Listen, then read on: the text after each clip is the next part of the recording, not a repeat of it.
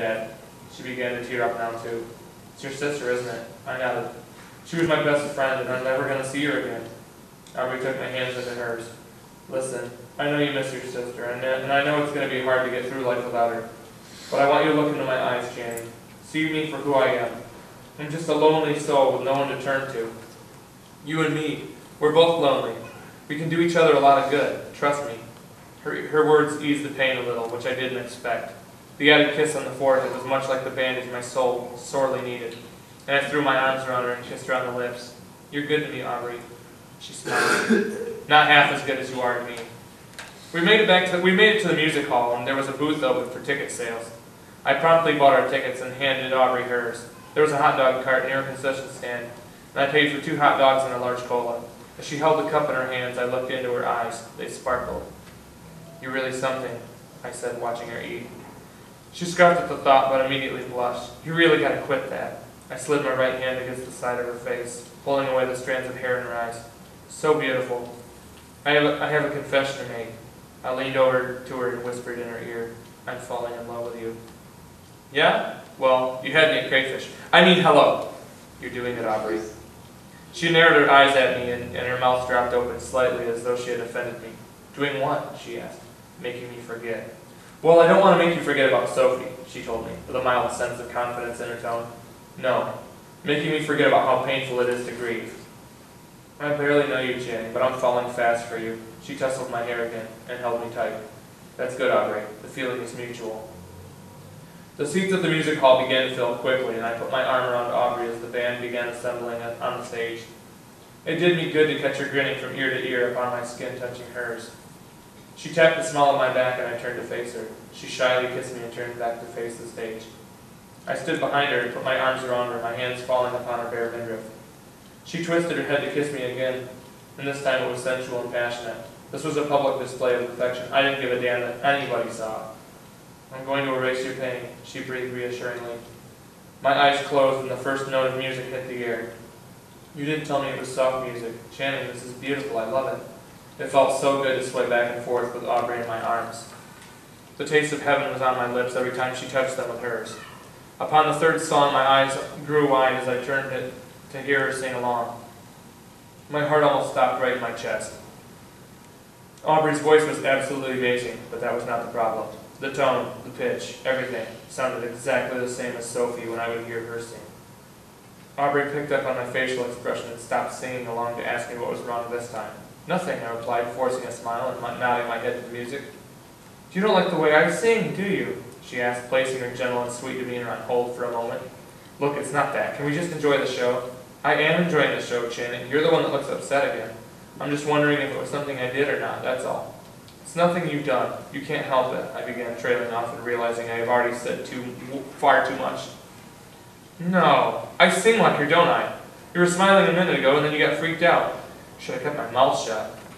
I put my palms out in front of me to explain myself before she felt the urge to run off and cut herself again.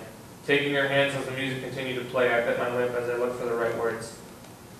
You do sing like my sister, I started, my eyes flickering as I struggled to follow them up further. I knew it.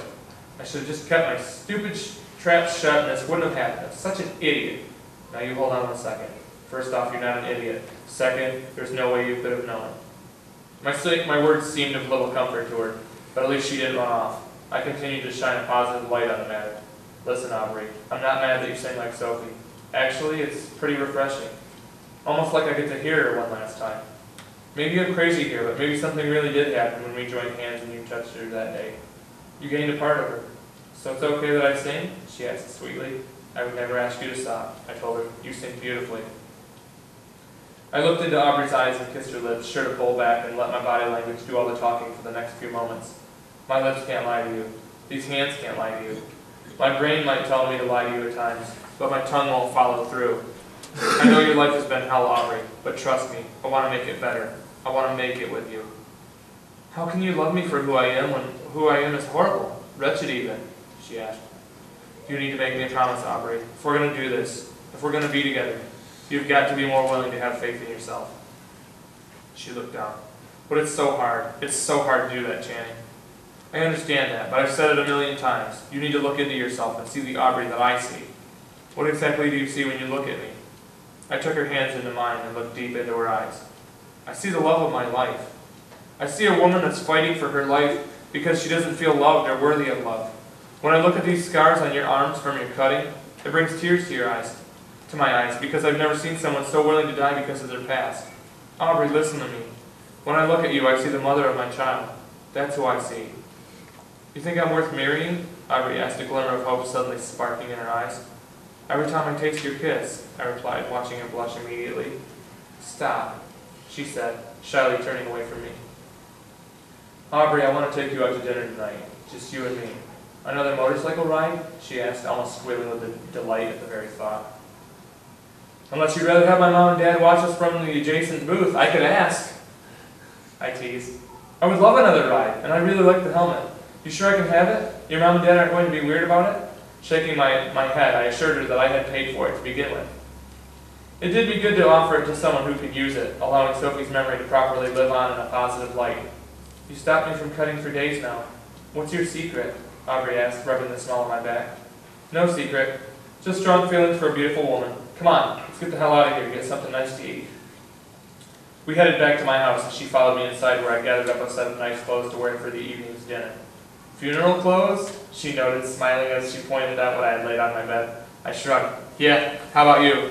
She was quick to laugh and nod. Yeah, me too. I don't have a lot of nice clothes. Be glad that I don't judge people based on what they wear, I told her with a laugh. Give me a second to get dressed, and then we'll head over to your place so we can get you ready. Okay, she said softly. Running my fingers through her hair, I whispered in her ear that I couldn't wait to share a fantastic dinner with her. You're so good to me, Channing, she said. As I caressed her ears with both of my hands, I nodded and said, I know. I wouldn't have it any other way. I gathered my dress shoes and tossed them into a grocery bag.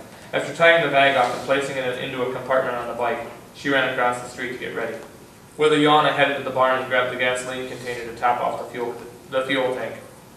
By the time I finished and washed my hands, I turned my head to see the most stunning woman in black attire walking down her grandmother's stairs. She looked truly amazing, and she was all mine for the night. With delicious lips that she had offered up on a silver platter as I held the leather jacket open, she pushed her arms through the sleeves and zipped up. I want to be with you forever, I breathed into her right ear. Promise? She cooed, holding me close and gazing into my eyes. I feel like I love you already. You're completing me, I replied. And yes, I promise. After mounting the bike, I put my hand out for her to take, and she took it, climbing up behind me, throwing her arms around my waist. I want to make you happy, Channing, Aubrey said before pulling down the visor on her pink helmet. You've already succeeded in that. Just keep doing everything you've been doing. Being me? She asked. Helmet on in my left hand, I nodded with a smile. That's right, being you. Just be yourself. It bothered me that she was so hungry for such constant attention and reassurance, but I was confident that at some point she would realize that she was a worthwhile human being. I had to show her that I was capable of being a perfect gentleman and offer Aubrey the best life I could possibly give her. This was not only a challenge, but a personal responsibility that I planned on taking very seriously. For the life of this woman that I was falling so in love with was in the palm of my hands. We soon arrived in an upscale restaurant, and I parked the bike. I changed out of my boots and put on my dress shoes immediately while she used the restroom to fix her hair. Might as well change into my shoes there too, she said, taking them with her. I nodded. I'll secure a table in the meantime. Sounds like a plan. Can't wait. After throwing my arm over her shoulder, I opened the door for her and she walked her inside. How many? The hostess, greeting us, asked quickly. Just the two of us, I said, watching Aubrey steal away toward the bathroom. I'll have a seat for you in just a moment, the hostess said, holding a dry erase marker as she scanned the table layout at her fingertips. A moment's all we need. That's all the time it'll take for my lady to get gorgeous, I told her. Aubrey returned, her hair freshly brushed. She looked absolutely beautiful. Right this way, the hostess said with a sweep of her hand. I took Aubrey's wrist in my left hand, and we took our seats at a little table for two in a corner booth. This okay? The hostess asked. With Aubrey's hand in mine, we looked at each other and nodded. It's perfect, I replied. Look at you. You're stunning, I said, my menu touching my chin as I spoke. And I don't mean to make you blush. I only mean to be completely honest with you. Ah, Channing, what can I say? She replied, her gaze shifting between me and her menu. I know you're hungry, so I won't feed you too much idle chit-chat, I explained, rubbing her hand with mine. No, she said, shaking her head. I mean, I'm hungry, but I'm also hungry to hear what you think about me. It's kind of refreshing to hear things I'm not used to hearing. Maybe all you need is a little convincing. I can offer that to you. If you're looking for someone that can deliver honesty, thoughtfulness, and respect, I assure you that you have my word. Just say yes. Of course I'll be your girlfriend, she replied quickly. Girlfriend isn't really what I was going after, to tell you the truth, I began explaining. Oh, she studied my face and her mouth dropped open. You don't, I said with a smile. But, she stammered, her eyes darting this way and that. May I explain? I asked. She put her right pointer finger on the table. Just to be clear, you are in fact talking about marrying me. Are we correct? I replied quickly. Fire away, she said, shooting back with a nervous chuckle. Look, we both know that you have issues, what with your cutting and all. I'm offering you the chance of escaping the life of constantly contemplating suicide. Now, I know we just met, and I will have to do everything in my power to keep you happy. She looked less than enthused. Oh, Channing. I'm sorry if I overstepped my bounds. I apologized, feeling like a total fool. If I did, no, this is me. It's me who should apologize, Aubrey said, covering her face with her menu. Looking down at the table, I couldn't believe how quickly the conversation snowballed out of control. We were perfect, weren't we? After we ordered and our food came, I tried figuring out why on earth she would shoot me down. Was a suicidal woman really not interested in trying to change her life for the better? Surely she liked me. She was constantly all over me. Was it only that I constantly fed her positive feedback? Was that what was keeping her close? The ravioli is delicious, she said almost in a whisper. Glad you're enjoying it, I replied, being rude and completely devastated by her answer. Listen, she began, it's not what you think. Aubrey, if you want to take it slower, we can.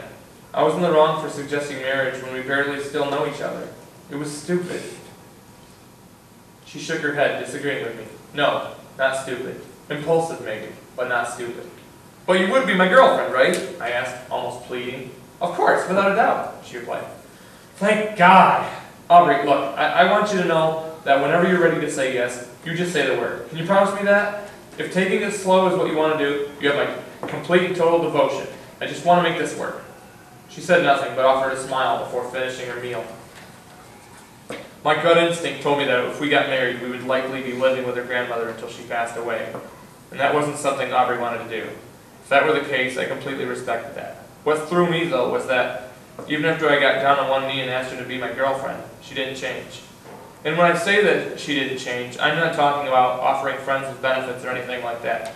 I mean, as far as I'm concerned, that was never an issue to begin with. She was in love with the concept of love, and utterly and deliriously in love with me. I knew that. It was evident from when we first locked eyes at my sister's funeral. There was just something special and magical about Aubrey, maybe even supernatural. I couldn't put my finger on it, but there was an odd glow about her. She was beautiful, but so much more than that, and she didn't even know it. Even when I told her that she was amazing, she would scoff and refuse the very concept. Once I started seeing fresh cuts on her wrist again, I became very worried. It broke my heart to see blood leaking onto her hands and clothing, even though to Aubrey it was just another day. I became a broken record in my begging and pleading for her to stop the cutting. She knew how badly it bothered me, but the urge to cut was simply too strong. She was struggling with an addiction, at least I thought so. You're lucky, Channing, she would say. I tell myself that every morning, every single day when I wake up in the morning. No, you're lucky in the sense that you feel like you belong, she replied, the color in her eyes void of life. I took her hands into mine and looked into her eyes like a sad parent. I do belong. Aubrey, you belong too. Come on, enough of this. How many reasons do I need to give you? She shook her head in disbelief. You can never understand how much I hate myself. You can never comprehend it. Just because I'm not inside your head doesn't mean I see how much you're struggling. Aren't I here for you? You can tell me anything, and it would be of total confidence. You know that. I've been trying to pull you away from this darkness, but it's pulling me in, she replied, beginning to cry. To anyone else, the constant task of comforting an individual would be enough to make them lose their mind or at least snuff out the relationship. I was raised with good morals, though, and a strong Christian background. Even though I was far from perfect, I took it upon myself to pull Aubrey from the depths of her hellish emotions. Sharing kisses before we went on motorcycle rides everywhere imaginable was still very much heaven. Very much so. I had to be careful when we held hands so I didn't open up the wounds scattered across her arms and wrists. She knew without a shadow of a doubt that I not only loved her, but truly respected her as a human being. It was as though the love we shared was missing something. I couldn't be sure what exactly, however. The concept of marrying her and making her my wife burned constantly in my mind. But it was obvious she was still not quite ready. Her cutting had slowed to a crawl as we entered our third month together. Out to what we called our sacred sanctuary, I proceeded to tell Aubrey how proud of her I was of keeping the cutting to an absolute minimum. She forced a smile and pinched her lips together. Her eyes were sad and lonely, and it became apparent that she had something to tell me. Channing, I took her hands. Tell me. Her smile decomposed into little more than a pout, and she struggled to speak. Sit down, Aubrey. Sit down with me in front of the tree. Nobody's here to judge. Come on. A series of sniffles left her, along with tears that began pouring from her eyes. Channing. I put my arm around her and softly and slowly stroked her hair. Come on, Aubrey. We've been together for 3 months now. There's no need to hold anything back. Sobbing, she explained that her parents hadn't died the way she said they had. I frowned as I continued listening, rubbing circles in the small of her back. I didn't think we would last this long, Channing. The truth is, my mom killed herself by slashing her wrists. Dad and me got home from picking up groceries, and I guess he went to the bathroom to wash his hands, and there she was. I wasn't even a year old yet. I'm so sorry, was all I could manage. Aubrey, you need to be honest with me. If we're going to make this relationship work, you have to be truthful with me at all times. No more secrets. Well, I've only got one, she said, choking back sobs as she laughed nervously. I kissed her on the cheek. I think I can live with one, I replied, reassuring her. Really? She asked, the tears slowing their passage down her beautiful face. Really? Come on, I'll take you home. No, she said, planting her feet firmly near the base of the tree in the sanctuary. Something wrong? Aubrey stood there like a deer in headlights, as though she was unsure of what she planned on doing. After a few months of awkward silence, she spoke. I want to make love to you, Channing. There were no words. Not even a syllable escaped my throat as my jaw dropped. She kissed me on the lips and leaned in for a hug. Can we? Please? Nodding silently, I hugged her tight and pulled back to look into her eyes. Truthfully, I was saving myself for marriage, but I was convinced Aubrey and I would be married sooner rather than later. Maybe if we can make a baby, the pain and the hurt will go away. I would love to share a family with you, Aubrey, I said, tears welling in my eyes. Then make love to me, Channing. Show me the ends of the earth. Give me a tour of heaven. Of course, our intimate moments would not end with just one time, and by the end of our senior year, Aubrey put my hand on her belly. I'm late. You mean, I stammered, the fresh information clicking in my head. Uh-huh, she replied quickly. I'll need to find out for sure, but I think we're going to be parents. This is amazing news. I mean, we're out of school now, and we can get an apartment, I told her. You don't think your parents will be mad? She asked, suddenly overtaken with worry. Hey, you let me take care of that. Besides, we're 18 now. I've been wanting to move out for almost 2 years now. Aubrey was torn, looking at my feet as she kicked a pedal. She shrugged as if answering a question I had still not asked. Come on, sweetheart, you and me have made it this far. I know, she said quietly. I just don't want to be a bird. Listen to me, Aubrey. You are going to be the best damn mother you can be. I'm going to find a job, and I'm going to take care of the family. You can stay home with the baby if you want. She forced a smile. I wish I was half as amazing as you are. I stared her down. You're twice as amazing. Times infinity, I told her, echoing the smile. We hugged and I ran my hands through her silky locks. You're going to make a great mom, I promise. Promise? She asked, massaging my back as she put her head on my shoulder. I kissed her on the ear and whispered, I promise. Sure enough, a pregnancy test in the coming weeks would confirm our suspicions that Aubrey was carrying a baby. I was scared a little, but at the same time very excited. I had the opportunity to be the family man that took care of his wife and child. The whole concept of putting food on the table and kissing the love of my life after a long day at work was appealing to me. We kicked around ideas for nursery decor and discussed in great length and detail names for the baby. She insisted that she wanted to be fair, and we agreed that we would each get to choose a name.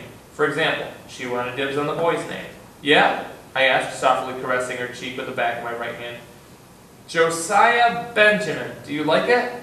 A smile swept my face. Strong, unmoved, yet at the same time a hopeless romantic.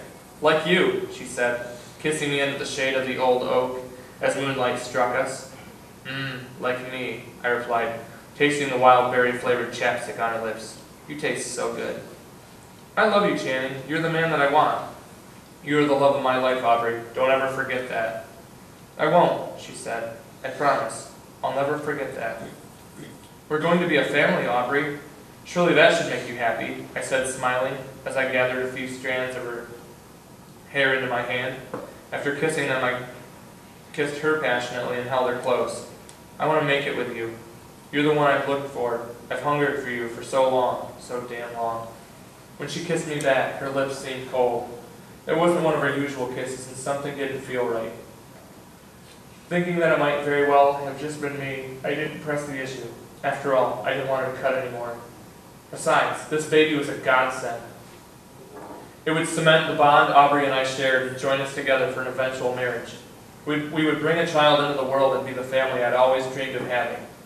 I felt a strong obligation to help maintain Aubrey's sanity, even though I knew full well she had her fair share of secrets. I had to wonder what she meant when she said one. One what? One secret? Surely she had to have more than one secret, one embarrassing story that I didn't know about. But the question that begged to be asked was, did it matter? Did I need to poke my nose into the ash and fabric of her past to learn something that didn't even matter to me? No. Isn't it always said to let sleeping dogs lie? Is this not one of those things? Of course it was. This woman's confidence was at an all-time low to begin with. Why would I want to send her crashing further down? Did she deserve to feel like her life was a living hell? No. Not a chance. I was going to marry this woman, come hell or high water. Tides are coming. Of course, the pregnancy would be an uphill battle. Not physically, of course. Physically, she barely struggled with any morning sickness whatsoever. Emotionally, Aubrey was a complete train wreck. It took absolutely everything I had to rebuild her faith in herself. I had to swear to her that she would make it as more than just a mother, that she would be worthy of the title Mom. She was incredibly fragile, and the smallest things would set her off. A text message on my phone that said, "Love you," made her livid for no reason, even though it was from me to my mother. I tried showing her the phone number that I had sent the text to, but she threw my phone across the room. I wanted to give her the space she sorely needed, but I was forced to stay at the apartment so I could keep an eye on her. It seemed that the closer she got to the end of her pregnancy, the more out of control she became. She was 8 months along when we finally discovered the sex of the baby. Aubrey put her forehead against mine as her mouth dropped. "We're having a girl!" she exclaimed, kissing me. It would have been nice to know the sex well beforehand, but every time we viewed the monitor at the doctor's office, the baby wouldn't cooperate.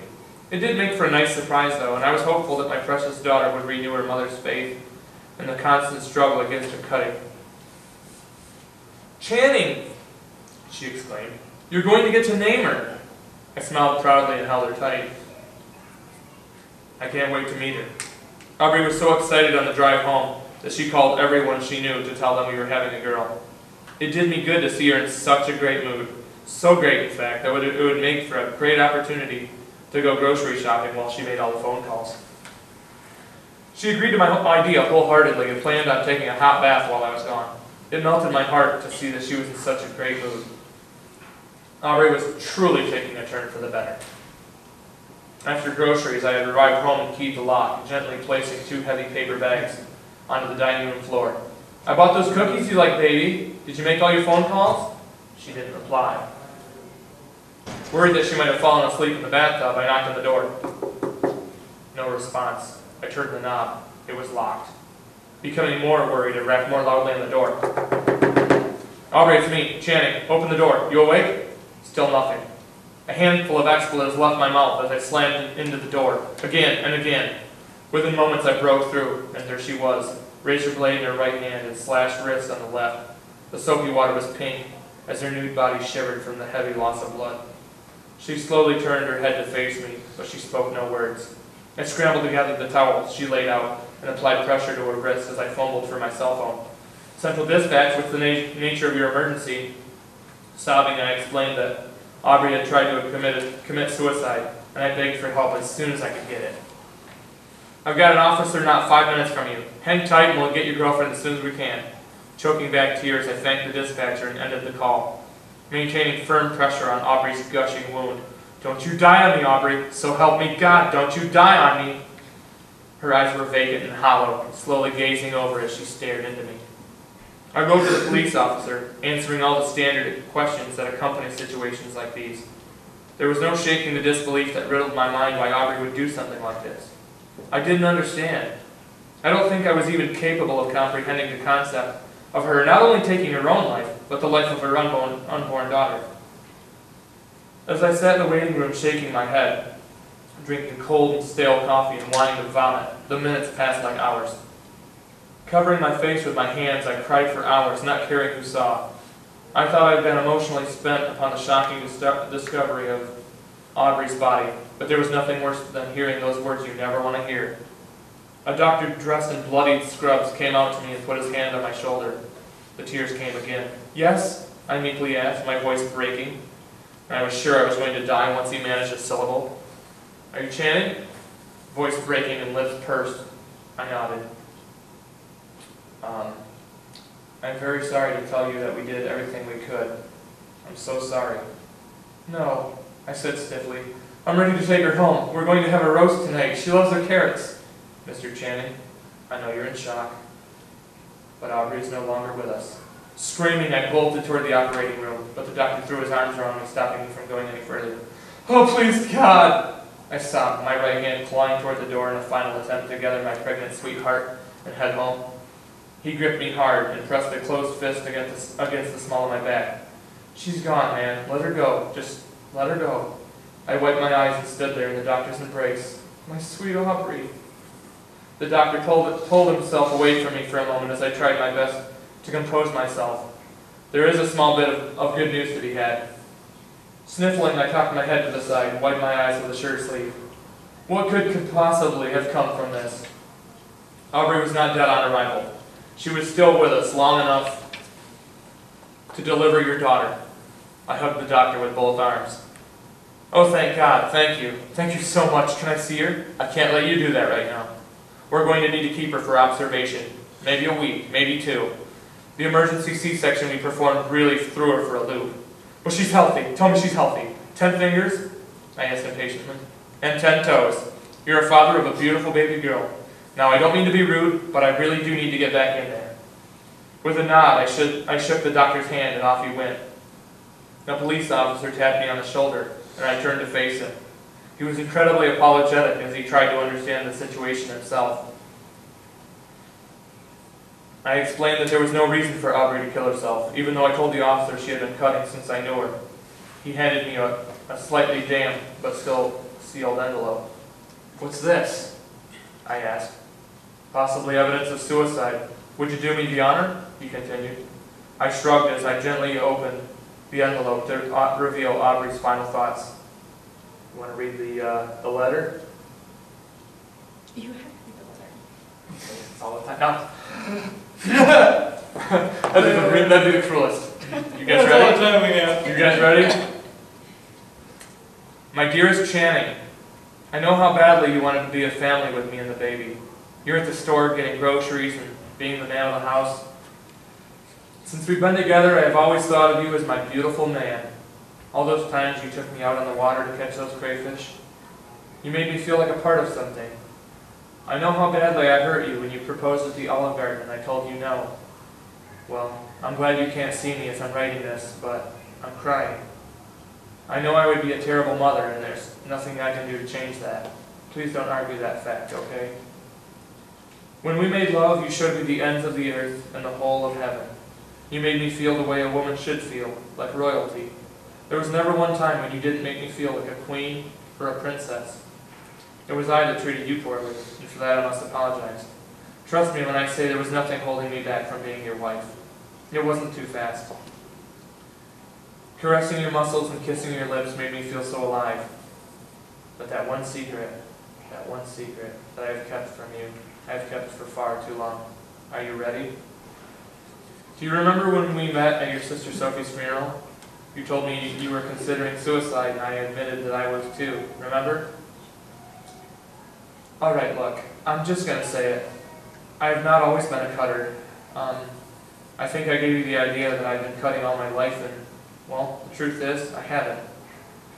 No, I didn't start cutting my wrists until the day my father killed your sister. I'm so sorry.